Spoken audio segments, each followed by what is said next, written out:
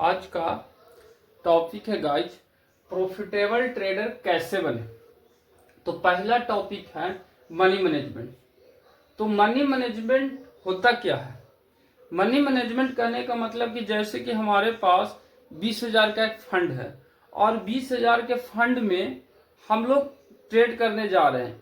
तो अगर एक ही ट्रेड में हम 3 से 4,000 रुपया का लॉस ले लेंगे तो फिर अगले ट्रेड में हम लोग को क्या बचेगा।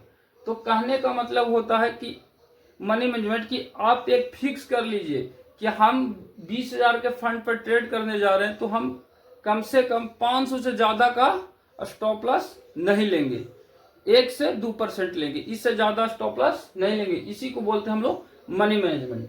दूसरा होता है एक स्ट्रेटजी पर बार बार ट्रेड लें। मतलब कि एक स्ट्रेटजी पर बार बार ट्रेड कहने का मतलब ये है कि जब आपको लगता है कि मार्केट यहां से ऊपर जाएगा, आप कुछ देख रहे हैं, फील कर रहे हैं, उस स्थान पर एक ही जगह बार बार एक ही ले रहे हैं ट्रेड, बार बार एक ही स्ट्रेटजी पर, तो एक समय आएगा कि आप कॉन्फिडेंस के साथ वहां पे ट्रेड लीजिएगा और अपना स्टॉप लॉस और टारगेट तक बर्दाश्त करिएगा और वहां पे आप एक समय आएगा कि बड़े क्वांटिटी के साथ भी ट्रेड लीजिएगा और बड़ा प्रॉफिट निकालिएगा। Thank you. आज का तीसरा पॉइंट है मार्केट का ट्रेंड के साथ चलें। अब तीसरा पॉइंट कहने का मतलब मार्केट के ट्रेंड के साथ चलें।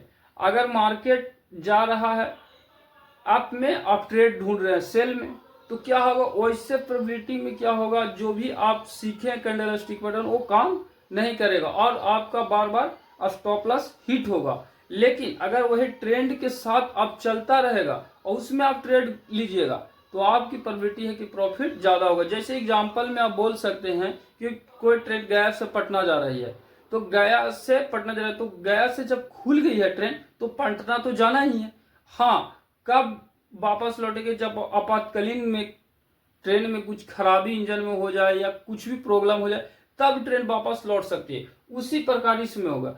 अगर मार्केट ट्रेंड के हिसाब से चल रही है तो आपको टारगेट तक ही जाएगा, क्योंकि बीच में मार्केट कब घूमेगा, जब बड़ा जो ऑपरेटर होगा अच्छी क्वांटिटी के साथ डाल देगा तो वो कब होता है, लमसम ना के बराबर कभी कभी होता है।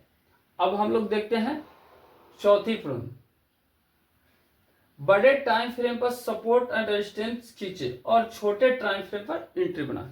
मतलब इसको कहने का मतलब है कि बड़े टाइम फ्रेम पर, जो बड़ा टाइम है उस पे हम लोग सपोर्ट एंड रेजिस्टेंस बनाए और छोटा टाइम फ्रेम पर एंट्री बनाए। इसका मतलब कि अगर हमको बड़े टाइम फ्रेम जैसे 1 आवर पे अगर हम सपोर्ट और रेजिस्टेंस बनाते हैं तो 2 मिनट, 3 मिनट, 5 मिनट के अगर टाइम फ्रेम पर अगर हम ट्रेड लेते हैं तो क्या होगा, एक बड़ा जोन बनेगा और बड़ा जोन बनेगा तो उसके बीच में हम लोग ट्रेड करेंगे। जैसे कि रेजिस्टेंस बन रहा है 200 का और सपोर्ट बन रहा है 100 का, मतलब तो उसके बीच में कितना होगा, 100 पॉइंट। अब 100 पॉइंट में अगर जो स्कैल्पिंग करता है उसको कितना चाहिए, 15 से 20 पॉइंट। उसके बीच में हम लोग को अच्छा रिट्रेसमेंट पर ट्रेड मिलेगा। पांचवा पॉइंट है रिटेलर के ट्रैपिंग पर ट्रेड ले।